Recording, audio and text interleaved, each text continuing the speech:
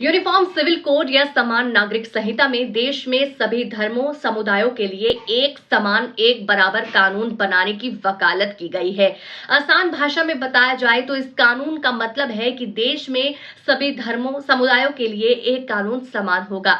ये संहिता संविधान के अनुच्छेद 44 के तहत आती है। इसमें कहा गया है कि राज्य पूरे भारत में नागरिकों के लिए एक समान नागरिक संहिता सुनिश्चित करने का प्रयास करेंगे।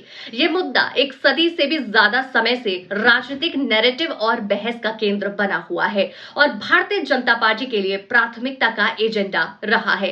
भाजपा 2014 में सरकार बनने से ही यूसीसी को संसद में कानून बनाने पर जोर दे रही है।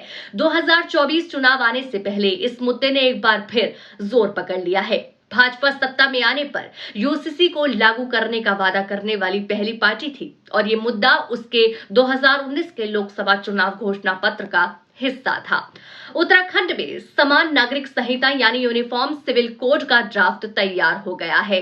अब राज्य की पुष्कर सिंह धामी सरकार इसे कानूनी अमलीजामा पहनाने की तैयारी में है। जल्द ही उत्तराखंड में यूसीसी लागू करने की तैयारी है और अगर ऐसा हुआ तो उत्तराखंड देश का पहला राज्य बन जाएगा। बता दें कि उत्तराखंड की बीजेपी सरकार ने यूसीसी को लेकर जस्टिस रंजना प्रकाश देसाई के नेतृत्व में एक कमेटी गठित की थी। इस टीम ने लोगों की राय मशवरा के बाद ये ड्राफ्ट रिपोर्ट तैयार कर ली है। राज्य में शादी, तलाक, उत्तराधिकार और गोद लेने जैसे मामलों के साथ कैसे डील किया जाएगा, इस ड्राफ्ट रिपोर्ट में सुझाव दिया गया है। कुछ महीने पहले ही यूनिफॉर्म सिविल कोड को लेकर भोपाल में पीएम मोदी की तरफ से दिए गए बयान के बाद देश भर में इसे लेकर बहस तेज हो गई थी। इसको लेकर कई तरह के सवाल भी उठाए जा रहे थे और लोकसभा चुनावों से भी इसे जोड़ा जा रहा था। प्रधानमंत्री मोदी ने कहा था कि समान नागरिक संहिता का विरोध वोट बैंक की राजनीति की वजह से किया जा रहा है। पीएम ने आगे कहा कि एक परिवार में एक सदस्य के लिए अलग कानून और अन्य के लिए अलग कानून से परिवार कैसे चलेगा?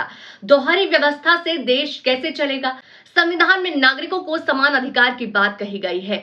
सुप्रीम कोर्ट ने भी समान नागरिक संहिता लागू किए जाने की बात कही।